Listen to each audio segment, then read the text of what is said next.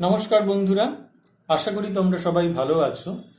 আজকে আমাদের পড়ানোর বিষয় হলো দুটি নির্দিষ্ট বিন্দুর সংযোজক সরল রেখাংশকে প্রদত্ত অনুপাতে বিভক্তকারী বিন্দু স্থানাঙ্ক নির্ণয়। অর্থাৎ সোজাভাবে যদি একটি সরল রেখাংশের দুটি প্রান্তবিন্দু দেওয়া থাকে এবং যদি কোনো বিন্দু ওই সরল রেখাংশকে অন্তর্বিভক্ত বা বহির্বিভক্ত করে, তাহলে ওই বিন্দুটি স্থানাঙ্ক আমাদের বের করতে হবে। ঠিক আছে, এটাই হচ্ছে আমাদের আজকে পড়ানোর বিষয়।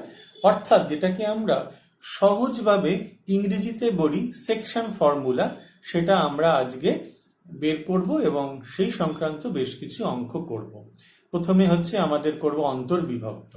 আগে একটুখানি ভালো করে বিষয়টা একটু জেনে নিই, আমরা কি বলতে চাইছি। এই একটি সরল রেখাংশ ধরা যাক এ বি, যার প্রান্ত বিন্দু এ স্থানাঙ্ক হচ্ছে x1, y1 আর বি এর স্থানাঙ্ক হচ্ছে x2, y2। সবাই বুঝতে পেরেছ? তাহলে যদি একটি বিন্দু আমাদের পি দেওয়া হয়, যেটা কিনা এ বি এই সরল রেখাংশকে m:n অনুপাতে অন্তর্বিভক্ত করে, ঠিক আছে, তার মানে এ পি ইস্টু যদি বিপি আমাদের দেওয়া হয় m:n, তাহলে আমাদের পি বিন্দু স্থানাঙ্ক হবে, আগে আমি লিখি, mx2 plus nx1 by m plus n my2 plus ny1 divided by m plus n। এটা আমরা লিখলাম। আমরা ব্যাপারটা বুঝিয়ে দিচ্ছি কি জিনিস, কিভাবে এটা মনে রাখবো। m:n, ap হচ্ছে m আর bp হচ্ছে n, এই অনুপাতে দেওয়া রয়েছে। তাহলে এই দিক থেকে এই দিকে যাব mx2, দেখো mx2 আর nx1, ঠিক আছে। mx2, m এর সঙ্গে mটা যেহেতু এই দিকে রয়েছে, m কোন হাতটাকে ধরে রয়েছে? a বিন্দুটাকে ধরে রেখেছে। তাহলে উল্টো দিকের বিন্দুটা কি? আমাদের ap হচ্ছে m অংশ, তাই তো, m পার্ট, m ধরা যাক m k ইউনিট। তাহলে কোন অংশটা? ap। তাহলে a আর p বিন্দুকে ধরে রেখেছে। তাহলে কোন বিন্দুকে ধরে রাখেনি? b বিন্দুকে। তাহলে ওই দিকের পয়েন্টটা নিতে হবে, mx2 plus nx1 divided by m plus n। myটা কিরকম ভাবে? my2 plus ny1 divided by m plus n। এইটা হচ্ছে আমাদের সূত্র। তো এটা দিয়ে আমরা অঙ্ক করব, একদম সহজ বিষয়, জটিলতার কোনো কারণ নেই। তো কিন্তু আমরা প্রথমে একটু প্রমাণ করে দেখব, একটু বোঝার চেষ্টা করব যে বিষয়টা কিভাবে হচ্ছে। হঠাৎ করে তো হয়ে গেলেই হবে না, একটুখানি দেখে নাও, খুব একটা জটিল নয়। আমি তার জন্য এই অংশটাকে মুছে দিচ্ছি। তো আমরা এখান থেকে যে রয়েছে, আমরা এখানে এক্স অ্যাক্সিস এবং ওয়াই অ্যাক্সিস নিয়েছি, দেখতে পাচ্ছ বোর্ডে আগেই টেনে রেখে দিয়েছি। এক্স অ্যাক্সিস, ওয়াই অ্যাক্সিস, ও হচ্ছে ছেদ বিন্দু আর হচ্ছে এ বি হচ্ছে সেই সরল রেখাংশ। এ বিন্দু স্থানাঙ্ক x1, y1, বি বিন্দু স্থানাঙ্ক x2, y2 আর পি সেই বিন্দু যেটা আমাদের এ বি কে m:n অনুপাতে অন্তর্বিভক্ত করেছে। এখানে m আর একটি n বোঝার সুবিধার জন্য লিখলাম, আসলে কিন্তু এরকম নয়। আসলে বিষয়টা হচ্ছে A P is to B P, এটাই হচ্ছে আমাদের m:n, ঠিক আছে। তো যাই হোক, আমাদের করতে হবে কি, প্রথমে আমরা এখান থেকে একটা লম্ব টানলাম, এখান থেকে একটা লম্ব টানছি, এখান থেকে একটা লম্ব টানছি এক্স অ্যাক্সিসের উপরে। এটা আমরা নাম দিয়ে দিচ্ছি একটা একটা করে, ধরা যাক m n l, ঠিক আছে। আর এইখান থেকে আমরা সোজা একটা লম্ব টানছি, ঠিক আছে। তাহলে আমরা এখান থেকে পেয়ে যাচ্ছি, এখান থেকে একটা লম্ব টানলাম আর এখান থেকেও আমরা একটা লম্ব টানছি, ঠিক আছে। অন্য একটা লাইন টানা হলো, এগুলো সব লম্ব এর উপরে। তাহলে m n l, আর কি কি নাম দেওয়া ধরা যেতে পারে? আমরা নাম দিচ্ছি, মনে করো ই এফ, এটাকে মনে করে দাও জি বিন্দু। তাহলে অবশ্যই এটাও লম্ব হয়ে যাচ্ছে, পরিষ্কার। সবগুলো যেহেতু আমরা এখান থেকে লম্ব টেনেছি, তাহলে কিন্তু সব কটা 90 ডিগ্রি এবং এটা প্যারালাল হচ্ছে, এ নিয়ে কোনো সন্দেহ নেই যে এটা প্যারালাল হবে। এইবার দেখো, এখান থেকে লম্ব টানা হলো, তাহলে এইটা যেহেতু প্রত্যেকটা হচ্ছে সমান্তরাল হয়ে যাচ্ছে, আর এই দুটো এই লাইনের ওপর এখান থেকেও লম্ব আর এখান থেকেও লম্ব, তাহলে এই লাইন দুটো কিন্তু আমাদের সমান্তরাল হচ্ছে।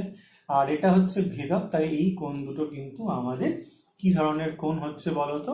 এই দুটো কোণ হচ্ছে আমাদের অনুরূপ কোণ হচ্ছে, কোনো সন্দেহ নেই। এটা 90 ডিগ্রি, এটা 90 ডিগ্রি, এই দুটো কোণ সমান, তাহলে তৃতীয় কোণ এইটাও কিন্তু এটার সঙ্গে সমান হয়ে যাবে। আমরা বুঝতেই পারছি এই দুটো ত্রিভুজ নিয়ে কাজ করার চেষ্টা করছি, এই দুটো ত্রিভুজ নিয়ে আমরা কাজ করব। ঠিক আছে, এখান থেকে পুরোটা যদি লম্ব তোমরা না টানতে চাও তাহলেও কিন্তু অসুবিধা নেই, কিন্তু আমরা টেনে রেখেছি। এইবার এই দুটো ত্রিভুজ কিন্তু 3টে করে কোণ সমান।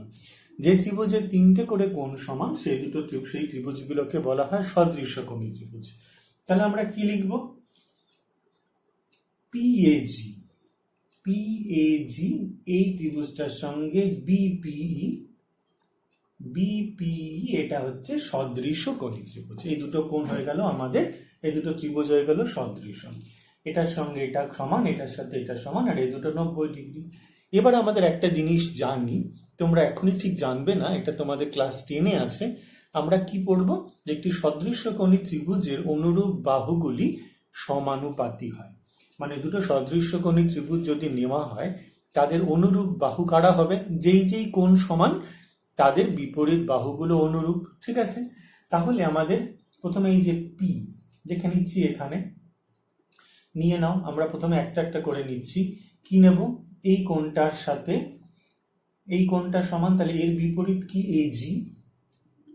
এজি বাই কত হয়ে যাবে আমাদের? এই কোণটার বিপরীত পিই হয়ে গেল। ঠিক আছে, এবার এই দাগটার বিপরীত হচ্ছে পিজি, আর এটার বিপরীত কত হচ্ছে? বিই। এটা হচ্ছে এটার বিপরীত বাহু বিই। আর তৃতীয়টা কি? 90 ডিগ্রির বিপরীত কি? এপি। আর এটার বিপরীত কি বলতো? বিপি। ঠিক আছে, এটা 90 এর বিপরীত এপি, এটা 90 এর বিপরীত বিপি। একটু বোঝার চেষ্টা করো। তো এবার আসছি আমরা এক এক করে কি কি করব। এজি, এজি মানে হচ্ছে কতটুকু? দেখো, এজি হচ্ছে এই টুকরোটা, এই টুকরোটা কত বলো তো? এখান থেকে এতটা কত বলো? এক্স। আর এখান থেকে এতটা কত? x1। তাহলে এই যে টুকরোটা হলো mn, এইটা কত হয়ে যাচ্ছে বলতো? x minus x1 unit. ঠিক আছে, আর এখান থেকে দেখো পিটা কত হবে? পিটা মানে হচ্ছে এইটুকু, পি মানে হচ্ছে এইটুকু অংশ। তাহলে পুরোটা কতটা? পুরোটা হচ্ছে এখান অবধি x2। ঠিক আছে, পুরোটা হচ্ছে এখান থেকে এই অবধি হচ্ছে x2, আর এখান থেকে এই অবধি হচ্ছে x। ঠিক আছে, ইউনিট। তাহলে আমরা এখান থেকে কি পেয়ে গেলাম? x minus x1 by x2 minus, এখান থেকে এইটুকু কত পেয়ে গেলাম? x2 minus x। এটা আমাদের, এটা প্রথমে আমরা পেয়েছি। এইবার আবার চলে আসছি এটাতে, পিজিতে চলে আসছি। পিজি এইটুকু অংশ, এইটুকু অংশ মানে কত? এখান থেকে এই অবধি পুরোটা কত? y। ঠিক আছে, আর তার থেকে বাদ চলে গেল এইটুকু, এইটুকু মানে এটার সঙ্গে সমান, তার মানে হচ্ছে y1। ঠিক আছে, আচ্ছা এবার চলে আসছি বিই। বি হচ্ছে এইটুকু মানে পুরোটা এখানে কত ছিল? y2। আর এখান থেকে বাদ যাবে কত? y2 থেকে বাদ যাবে এইটুকু অংশ, বাদ যাবে এইটুকু মানে কার সাথে সমান? y এর সাথে সমান। আর এপি বাই বিপি আমরা কত পেয়েছিলাম? m by n। ঠিক আছে, তাহলে এইখান থেকে যদি আমরা আসি যে x minus x1 by x2 minus x is equal to m by n যদি পাই, এখান থেকে আমরা হিসাব করে দেখে নেব x এর মান হচ্ছে mx2 plus nx1 by m plus n। ঠিক আছে, কোনো অসুবিধা নেই, তোমরা এটা করে দেখে নিতে পারো। আর এখান থেকে আসছে y minus y1 divided by y2 minus y, এটা হচ্ছে m বাই n। তাহলে এখান থেকে আমরা y এর মান পেয়ে যাব my2 plus ny1 divided by m plus n। ঠিক আছে, তাহলে পরিষ্কারভাবে আমরা এখান থেকে বুঝে গেলাম কি করে যে আমাদের এই সেকশন ফর্মুলা সূত্রটা আসলো। এটা কিন্তু আমরা বুঝতে পারছি খুব সহজেই।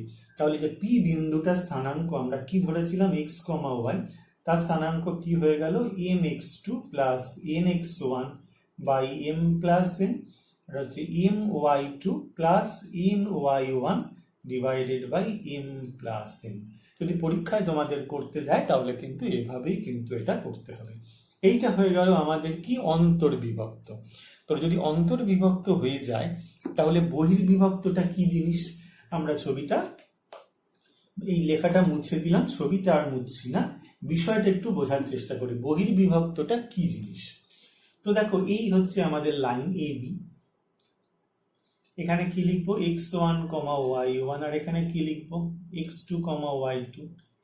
এইবার যে বহির্বিভক্ত করছে সেই বিন্দুটা হচ্ছে বাইরে, x, y-টা হচ্ছে বাইরে। তাহলে বিষয়টা কি, এইখান থেকে এইটা আর এইখান থেকে এইটা, এই যে অনুপাত AP is to BP, এটা হচ্ছে M is to N। AP দেখো লাইনটা কিন্তু ABটা কিন্তু এইখানে আর Pটা হচ্ছে বাইরে, এই ক্ষেত্রে এটা কি বলা হচ্ছে বহির্বিভক্ত। তার মানে AP ডিস্টেন্স আর BP ডিস্টেন্স, এই অনুপাতটা হচ্ছে আমাদের M is to N। যদি বহির্বিভক্ত হয় তাহলে সূত্রটা কি হবে, Px, y এই বিন্দুটা স্থানাঙ্ক কি হবে, সেম mx2 প্লাস nx1 ছিল, তো এটা হয়ে যায় minus nx1 divided by m minus n। এখানে হচ্ছে my2 minus ny1 divided by m minus n। একই সূত্র mx2 plus nx1 by m plus n ছিল, এখানে আমরা শুধুমাত্র প্লাসের জায়গায় মাইনাস করে দিলাম। আর ওখানে কি ছিল my2 plus ny1 divided by m plus n, এখানে আমাদের শুধুমাত্র মাইনাস হয়ে গেল my2 minus ny1 divided by m minus n। তাহলেই আমরা বহির্বিভক্তর এই বিন্দুটাও কিন্তু পেয়ে যাচ্ছি। এইবার পরের অংশ কি, যদি মিড পয়েন্ট হয় সেক্ষেত্রে আমরা কি করব, আমরা এখানেই বলে দিচ্ছি বিষয়টা, যদি মিড পয়েন্ট হয়, ধরো এখানে এই বিন্দুটা এই বিন্দুটা বি, তাহলে এটা হচ্ছে আমাদের x1, y1, এই বিন্দুটা হচ্ছে x2, y2, তাহলে এদের মিড পয়েন্ট হচ্ছে পি। ঠিক আছে, এইবার মিড পয়েন্ট মানে তোমরা কি বলছো বুঝতে পারছো, এপির সঙ্গে বিপি সমান, AP is equal to BP. আচ্ছা, তাহলে এপি ইজ টু বিপি আমাদের কত হয়ে গেল, 1:1 হয়ে গেল, বুঝতেই পারছো। তাহলে এখানে এম ইজ টু এন হয়ে গেল 1:1। তাহলে আমরা এম এর জায়গায় এন লিখতে পারি, ঠিক আছে, এম এর জায়গায় এন লিখতে পারি। তাহলে সূত্রটা কি ছিল, mx2 plus nx1 divided by m plus n, আর my2 plus ny1 divided by m plus n, এটাই হচ্ছে আমাদের পি বিন্দুর অন্তর্বিভক্তকারী বিন্দু স্থানাঙ্ক ছিল। m এর জায়গায় যদি n বসিয়ে দেওয়া হয় তাহলে nx2 plus nx1 by n plus n, ঠিক আছে। আর এখানে কি হয়ে যাবে, ny2 plus ny1 divided by n plus n। তাহলে দেখো এখানে কত হচ্ছে, n কমন নিয়ে নেবো, আর এখানে 2n, তাহলে n কেটে গেলে সবে 2 পড়ে থাকবে, তাহলে x2 প্লাস x1 বাই 2, আর এখানে থাকবে y2 প্লাস y1 বাই 2। তাহলে সুন্দর করে সাজিয়ে নিচ্ছি, x1 plus x2 by 2, y1 plus y2 by 2। একদম পরিষ্কার হিসাব, n সব উঠে গেছে।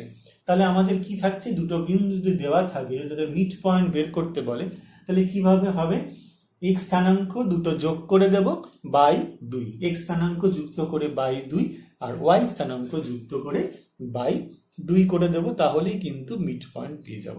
তাহলে আমরা সেকশন ফর্মুলার তিনটা অংশ পেলাম, একটা হচ্ছে অন্তর্বিভক্তকারী বিন্দু স্থানাঙ্ক পেয়ে গেলাম, আরেকটা পেয়ে গেলাম বহির্বিভক্তকারী বিন্দু স্থানাঙ্ক পেয়ে গেলাম, আর পেয়ে গেলাম একটি সরল রেখাংশের মধ্যবিন্দু স্থানাঙ্ক নির্ণয়। বন্ধুরা, আমাদের পরের অংশ হচ্ছে একটি ত্রিভুজের ভরকেন্দ্র স্থানাঙ্ক নির্ণয়। তো একটি ত্রিভুজ যদি তোমাকে দিয়ে দেয়, তোমাদের ত্রিভুজ তো দিলেই হবে না, ত্রিভুজের তিনটে শীর্ষবিন্দু দিতে হবে। তাহলে তিনটে শীর্ষবিন্দু তোমাদের দিয়ে দিয়েছে, মনে করো এই যে ত্রিভুজ এবিসি এঁকেছি, x1, y1, x2, y2, আর x3, y3, এবিসি ত্রিভুজের তিনটে শীর্ষবিন্দু স্থানাঙ্ক দেওয়া হয়েছে। আমাদের ভরকেন্দ্র স্থানাঙ্ক বের করতে হবে। ভরকেন্দ্র কাকে বলে, আমরা জানি ভরকেন্দ্র তাকেই বলে যেটা হচ্ছে তিনটি মধ্যমার ছেদবিন্দু। ত্রিভুজের তিনটি মধ্যমার ছেদবিন্দুকে বলা হয় ত্রিভুজের ভরকেন্দ্র। তো তাহলে তিনটে মধ্যমা আমরা এঁকেছি, AD, BC, FD টা হচ্ছে BC এর মিড পয়েন্ট, ইটা হচ্ছে এসি এর মিড পয়েন্ট আর এফটা হচ্ছে এবি এর মিড পয়েন্ট। এটা কোনো জটিলতার কোনো বিষয় নেই, বুঝতেই পারছো। তাহলে এই তিনটে ছেদ বিন্দুটাই হচ্ছে জি। এবার আমাদের ছবি থেকেই আমরা কাজটা শুরু করি। সরাসরি ডি বিন্দু স্থানাঙ্ক তোমরা বলতে হবে। ডি বিন্দু স্থানাঙ্ক মানে কি? ডি বিন্দু হচ্ছে বিসি এর মিড পয়েন্ট। তাহলে ডি বিন্দু স্থানাঙ্ক হয়ে যাবে এই দুটো যোগফল x2 প্লাস x3 বাই 2 শিখিয়েছিলাম। আর এখানে কত হয়েছে y2 প্লাস y3 বাই 2। কি বলেছিলাম? x স্থানাঙ্ক দুটো যোগ করে বাই 2 করতে হবে, আর y স্থানাঙ্ক যদি যুক্ত করে আমাদের 2 দিয়ে ভাগ করতে হবে, তাহলে ডি বিন্দু স্থানাঙ্ক পাওয়া যাবে।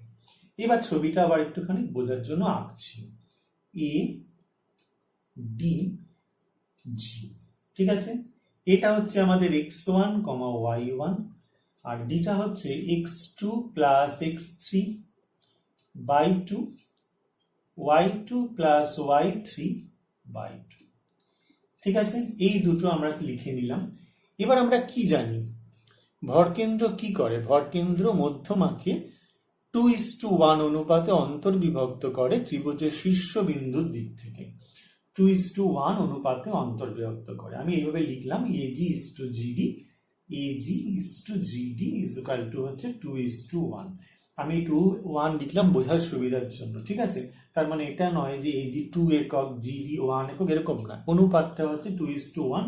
এখানেও আমরা লিখবো, অঙ্কের ক্ষেত্রেও কিন্তু লিখবো, আগে থেকে বলে দিলাম, কোনো ভুল বোঝাবুঝি যেন না হয়। তো যাই হোক, এইবার আমাদের এখানে বি বিন্দুটা রয়েছে, এটা ওপর দিকে লিখছি 2:1। আচ্ছা, এইবার হচ্ছে জি বিন্দু স্থানাঙ্ক। কি নিয়ম আমাদের? mx2 অন্তর্বিভক্ত করেছে, ঠিক আছে। এই জি বিন্দুটা এখানে দেওয়া হয়েছে আমাদের। এই জি বিন্দুটা আবার ভালো করে একবার এঁকে দিচ্ছি। জি বিন্দুটা এবি কে 2:1 অনুপাতে অন্তর্বিভক্ত করেছে। তাহলে সেকশন ফর্মুলা আমরা ব্যবহার করব। সেটা কি হচ্ছে? mx2, এটা হচ্ছে m, এটা হচ্ছে x2। তাহলে কত হচ্ছে? 2 ইন্টু x2 হচ্ছে আমাদের এই পুরোটা, x2 plus x3 by 2 nx1। তাহলে n হচ্ছে 1, x1 হচ্ছে x1, আর তলায় কি থাকবে? m প্লাস n মানে 2/1, কমা। y স্থানাঙ্কটা কি হবে? my2। তাহলে my2, y2 plus y3 by 2, আর কত হবে? প্লাস 1 ইন্টু কত? y1 ডিভাইডেড বাই হয়ে যাবে 2 প্লাস 1। একদম সহজ ব্যাপার। তাহলে দেখো 2 কেটে গেছে। তাহলে 2 কেটে গেলে কত পড়ে থাকছে? এইখানে আমাদের x2 প্লাস x3, আর এখানে হচ্ছে x1 বাই 3 হয়ে গেল, আর এখানে কত হয়ে গেল? y2 plus y3 plus y1 by 3 হয়ে গেল। সাজিয়ে দিলাম, কত হয়ে গেল? x1 plus x2 plus x3 by 3, y1 plus y2 plus y3 by 3। এটাও কিন্তু পরীক্ষায় দিতে পারে যে একটি ত্রিভুজের 3টে শীর্ষবিন্দু দেওয়া থাকলে তার ভরকেন্দ্র স্থানাঙ্ক কি হবে। বুঝতেই পারছো, 3টে x স্থানাঙ্ক যোগ করব, করে 3 দিয়ে ভাগ করব, আর 3টে y স্থানাঙ্ক যুক্ত করে 3 দিয়ে ভাগ করব। তাহলে এতক্ষণ কিন্তু আমরা যেটা করলাম সেটা হচ্ছে সেকশন ফর্মুলার বিভিন্ন সূত্র নিয়ে আলোচনা করলাম। এবার আমরা সরাসরি অঙ্কের দিকে চলে আসব। বন্ধুরা, আমাদের প্রথম প্রশ্ন আমরা বোর্ডে দিয়েছি। প্রশ্নটা হচ্ছে যে বিন্দু একটি সরল রেখাংশকে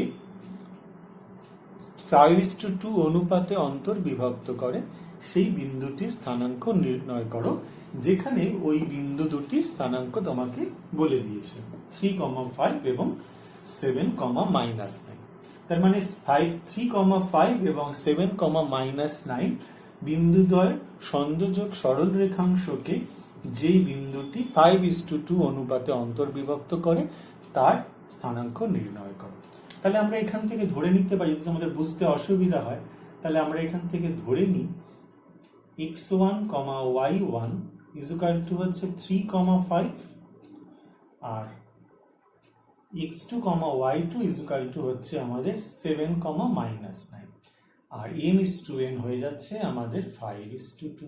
ঠিক আছে, তাহলে আমরা এখানে m এর জায়গায় 5 আর n এর জায়গায় 2 বসাবো। তাহলে বিন্দুটির স্থানাঙ্ক হলো, বিন্দুটির স্থানাঙ্ক আমরা কত লিখব? সূত্র অসুবিধা হলে ধরে নেবেন, আর ধরে নেওয়াটাই ভালো। হ্যাঁ, কারণ সরাসরি উত্তরটা না লিখলে করে দেখলে সব থেকে ভালো হয়। কি লিখবো? M x two plus n x one divided by m plus n, আর m y two plus n y one divided by m plus n. তাহলে আমরা এখানে বসিয়ে দিচ্ছি। এম কত? 5। ঠিক আছে, এখানে আমরা 5কে 2কেও বসাতে পারি, ধরলে তাহলে কেটা কেটে যাবে, দরকার নেই সেটা। x2 মানে কত? 7। n মানে কত? n হচ্ছে 2, আর x1 হচ্ছে আমাদের 3। দেখে নাও বসানোটা। আর n 5 প্লাস 2 দেখে নাও। তাহলে আমরা কি বললাম? 5 ইন্টু 7। আমরা কি নিয়ম করেছিলাম এইরকম, আরেকবার দেখে নিচ্ছি। 5 ইন্টু, পরের থেকে কিন্তু আমরা ওইসব লিখবো না, সরাসরি কিন্তু অঙ্ক করব। ছোট ছোট অঙ্কের ক্ষেত্রে বোঝানোর জন্য লিখছি, কিন্তু পরবর্তী ক্ষেত্রে কিন্তু আর লিখবো না। তাহলে এখানে কত হচ্ছে? 5 ইন্টু 7 প্লাস 2 ইন্টু 3। ঠিক আছে, আর 5 প্লাস 2। আচ্ছা, 5 ইন্টু কত হবে? y2 মানে আমরা জানি হচ্ছে -9, প্লাস n হচ্ছে 2 ইন্টু 5 ডিভাইডেড বাই 5 প্লাস 2। ঠিক আছে, তাহলে আমরা কি লিখবো আবার? 5 ইন্টু -10 my2, ঠিক আছে, plus n y1 by divided by 5 plus 2। তাহলে 35 plus 6 divided by 7, 45 plus 10 divided by 7। ঠিক আছে, তাহলে এখানে কত হচ্ছে? 41 বাই 7, আর এখানে কত হচ্ছে? -35 বাই 7, -35 বাই 7। তাহলে 41 বাই 7 -5। তাহলে এইটাই হচ্ছে আমাদের ওই সি বিন্দু স্থানাঙ্ক। আমরা একটা অঙ্ক দিয়েছি, এখানে ভগ্নাংশ এসছে, তো ভগ্নাংশ আসলে কোনো অসুবিধা নেই, ভয় পাওয়ার কোনো ব্যাপার নেই। চেক করে নেবে যদি উত্তরটা তোমাদের ঠিক আছে না ভুল আছে। ঠিক আছে, তাহলেই হলো, ভগ্নাংশ আসলো বা পূর্ণ সংখ্যা এলো, সেটার কোনো কিন্তু দরকার নেই। বন্ধুরা, আমাদের পরের প্রশ্ন আমরা বোর্ডে দিয়েছি। এখানে দেওয়া রয়েছে যে বিন্দু 3,-5 এবং -4,9 বিন্দু দুটির সংযোজক সরল রেখাংশকে 5:3 অনুপাতে বহির্বিভক্ত করে, সেই বিন্দুটি স্থানাঙ্ক নির্ণয় করো। ছবি আমরা এঁকে নিয়েছি, তোমরাও আঁকবে। এবি সরল রেখাংশ, এর বিন্দু হচ্ছে 3,-5 আর বি হচ্ছে -4,9। সি হচ্ছে বহির্বিভক্ত, তাহলে বাইরে হবে, তাই এসি আর বিসি এই অনুপাতটাই হয়ে যাচ্ছে আমাদের 5:3। ঠিক আছে, এসি ইস টু বিসি এই অনুপাতটাই হয়ে যাচ্ছে 5:3। তো তাহলে আমাদের সুবিধার জন্য আমরা কি লিখতে পারি? ধরি বলে আমরা লিখব যে ধরি x1, y1 is equal two হচ্ছে 3, আচ্ছা x2, y2 আমরা ধরে নিচ্ছি। আবার বলছি, আমরা এটা প্রথম শিখছি বলে করব। আর m:n হয়ে গেছে আমাদের 5:3। তাহলে বিন্দুটি স্থানাঙ্ক কি হবে? বিন্দুটি স্থানাঙ্ক আমাদের হয়ে যাবে mx2 nx1 divided by m minus n, আর my2 divided by ny1 divided by m minus n। mx2 nx1 divided by m minus n, আর my2 ny1 divided by m minus. তাহলে আমাদের এখান থেকে কি নিয়ম দেখো, এটার সঙ্গে কোনটা? এটা হচ্ছে 5-এর সঙ্গে এ হবে। ঠিক আছে, mx2, তাহলে হচ্ছে m হচ্ছে আমাদের 5, আর x2 আমাদের কত? -4, মাইনাস n হচ্ছে 3, x1 আমাদের 3 ডিভাইডেড বাই আমাদের হয়ে যাচ্ছে 5 - 3। my2 হচ্ছে আমাদের 9, n হচ্ছে 3, y1 হয়ে গেল -5। ঠিক আছে, আর এখান থেকে 5 - 3 হয়ে গেল। তাহলে mx2 nx1, m এটা হচ্ছে m, এটা কার সাথে যুক্ত আছে? c, এটার সঙ্গে যুক্ত আছে, তাহলে mx2 হবে nx1। তাহলে যাই হোক, এটা হয়ে যাচ্ছে -20 - 9 ডিভাইডেড বাই 2, আর এখানে হচ্ছে 45 প্লাস 15 ডিভাইডেড বাই 2। আবার একবার দেখে নাও, -20 - 9 ডিভাইডেড বাই 2, আর হচ্ছে 45 প্লাস 15 ডিভাইডেড বাই 2। তাহলে -29/2 আর এখান থেকে হয়ে যাচ্ছে আমাদের 0.50 60/2। ঠিক আছে, তাহলে এখান থেকে বিন্দুটা আমরা কত লিখতে পারবো, যে 114, ঠিক আছে, 14.5, 30। ঠিক আছে, তাহলে এই হয়ে গেল আমাদের বহির্বিভক্তকারী বিন্দুটির স্থানাঙ্ক। বন্ধুরা, প্রশ্নটা দেখো কি বলেছে। এখানে বলছে একটি বৃত্ত দেওয়া হয়েছে যার কেন্দ্র হচ্ছে সি এবং একটি ব্যাসের প্রান্তবিন্দু দেওয়া রয়েছে 6, -7 আর কেন্দ্র দেওয়া রয়েছে 4, 5। আবার বলছে একটি বৃত্ত দেওয়া রয়েছে যার কেন্দ্র সি, যার স্থানাঙ্ক 4, 5 আর একটি ব্যাস দেওয়া রয়েছে যার একটি প্রান্তবিন্দু দেওয়া রয়েছে 6, তাহলে অপর প্রান্তবিন্দুর স্থানাঙ্কটা আমাদের জানতে চাইছে। আমরা বৃত্তটা এঁকেছি, এ বি ব্যাস দিয়েছি, সি কেন্দ্র দিয়েছি। তাহলে এ হচ্ছে 6, আর সি হচ্ছে 4, 5। আমরা ধরে নিচ্ছি বি বিন্দুটা হচ্ছে এ, বি। তাহলে আমরা কি কি লিখবো লেখার সময়, যে ধরা যাক এ বি হচ্ছে ব্যাস, যার এ বিন্দু স্থানাঙ্ক 6, ধরি বি বিন্দু স্থানাঙ্ক 4a, বি, আর প্রদত্ত যে বিন্দুটির কেন্দ্র সি = 4, 5। তাহলে আমাদের সিটা হচ্ছে কি, এ বি এর মধ্যবিন্দু। ঠিক আছে, এ বি সরল রেখাংশের মধ্যবিন্দু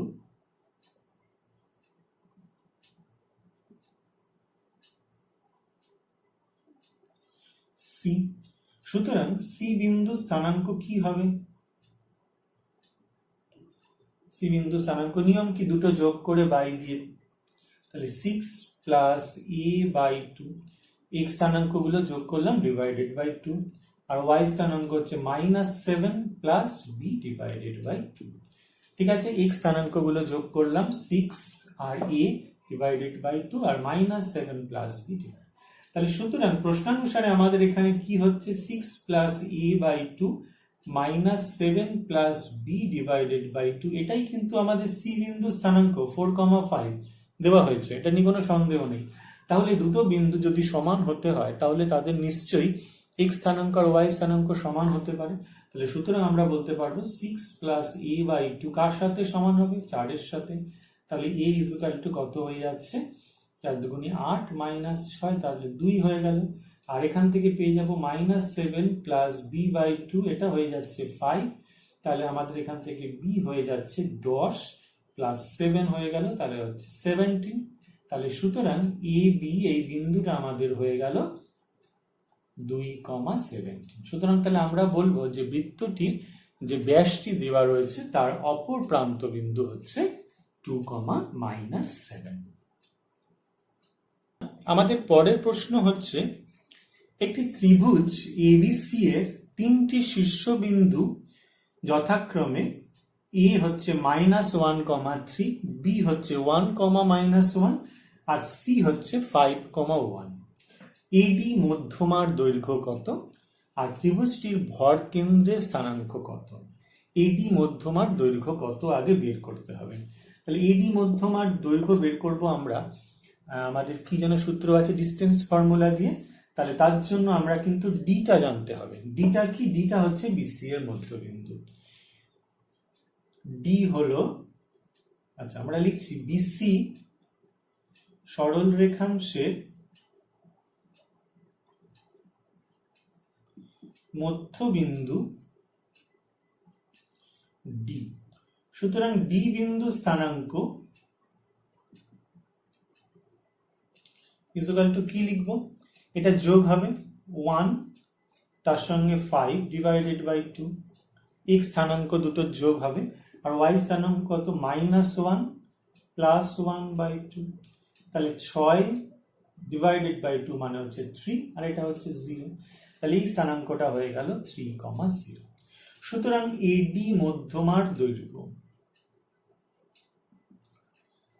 কি নিয়ম ছিল মধ্যমার দৈর্ঘ্যের, ডিস্টেন্স ফর্মুলাটা কি ছিল বলো তো তোমরা, √x - x1 - x2। তাহলে এখান থেকে লিখবো -1 - 3 x1 - x2 whole square plus y1 3 - y2 whole square একক। তাহলে এখান থেকে আমরা কত পেয়ে যাচ্ছি, -4 এর হোল স্কোয়ার প্লাস এখানে কত হয়ে গেল 9 একক, তাহলে কত হয়ে যাচ্ছে দেখো 16 আর 9 25, তাহলে 5 একক হয়ে যাচ্ছে। তাহলে আমাদের এটি মধ্যমার দৈর্ঘ্য হয়ে গেল 5 একক। আর জি ভরকেন্দ্রের স্থানাঙ্ক জানতে চেয়েছে। ভরকেন্দ্রের স্থানাঙ্ক সূত্রটা কি ছিল, x স্থানাঙ্ক তিনটির যোগফল বাই 3, তাহলে হচ্ছে -1 +1 5, ঠিক আছে, -1 +1 +5 ডিভাইডেড বাই 3, ঠিক আছে।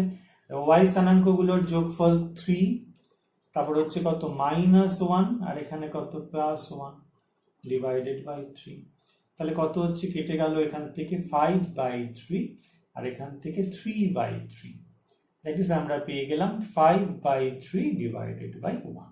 তাহলে ভরকেন্দ্রের স্থানাঙ্কটাও আমরা পেয়ে গেলাম। আশা করি সবাই এটা বুঝতে পেরেছ।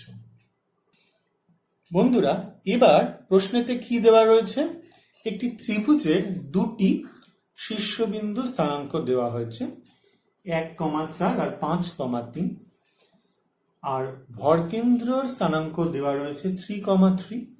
তাহলে তৃতীয় যে শীর্ষবিন্দু তার স্থানাঙ্ক জানতে চাইছে। তাহলে আমরা ধরে নেব এবিসি ত্রিভুজ নেওয়া হলো, যার এ স্থানাঙ্ক 1,4, বি বিন্দু স্থানাঙ্ক 5,3, ধরি সি বিন্দু স্থানাঙ্ক a,4। তাহলে সুতরাং ভরকেন্দ্রের স্থানাঙ্ক কি নিয়ম ছিল, 3টে যোগ করে বাই 3, তাহলে 1 + 5 + a divided by 3, 4 + 3 + b divided by 3, 1 আর 6, তাহলে হয়ে যাচ্ছে আমাদের 6 + a বাই 3, 4 5 6 7, 7 + b বাই 3। তাহলে প্রশ্নানুসারে আমরা এখানে কি লিখবো, প্রশ্নানুসারে আমাদের এখানে কিন্তু ভরকেন্দ্র দিয়ে দিয়েছে, তাহলে 6 + a বাই 3, 7 + b বাই 3, এটাই আমাদের কত দিয়ে দিয়েছে 3,3, ইনি কোনো সন্দেহ নেই। তাহলে আমাদের দুটো বিন্দু যেহেতু সমান, তাহলে তাদের x স্থানাঙ্ক সমান হবে, y স্থানাঙ্ক সমান হবে। তাহলে সুতরাং আমরা এখান থেকে পেয়ে যাচ্ছি 6 + a বাই 3 = 3। তাহলে এখান থেকে আমাদের হয়ে যাচ্ছে এর মান হচ্ছে 3 9 - 6, তাহলে 3। আবার পেয়ে যাচ্ছি 7 + b বাই 3, y স্থানাঙ্ক দুটোকে সমান করলাম 3, তাহলে b পেয়ে যাচ্ছি 9 - 7 = 2। তাহলে তৃতীয় শীর্ষবিন্দু স্থানাঙ্ক আমরা পেয়ে গেলাম 3,3। যাই হোক, আমরা আজকে মোটামুটি প্রথম পর্বে এই কটা অঙ্ক করলাম, আশা করি সবাই বুঝেছ। তো প্রথম পর্বে পরে আমরা যে পর্বটা করব সেটাতে আমরা বাকি অঙ্কগুলো করে শেষ করব। যাই হোক, তোমরা প্র্যাকটিস করো বাড়িতে, আর প্রথমে কিন্তু যে সূত্রগুলো করানো হয়েছিল, প্রমাণ করানো হয়েছিল, সেগুলো কিন্তু ভালো করে প্র্যাকটিস করো। এগুলো কিন্তু পরীক্ষা তোমাদের দিতেই পারে, ঠিক আছে। তো তোমরা ভালো করে প্র্যাকটিস করো, অঙ্কগুলো প্র্যাকটিস করো। আমরা কঠিন অঙ্ক নিয়ে পরবর্তী ভিডিওতে হাজির হব। ধন্যবাদ, ভালো থেকো।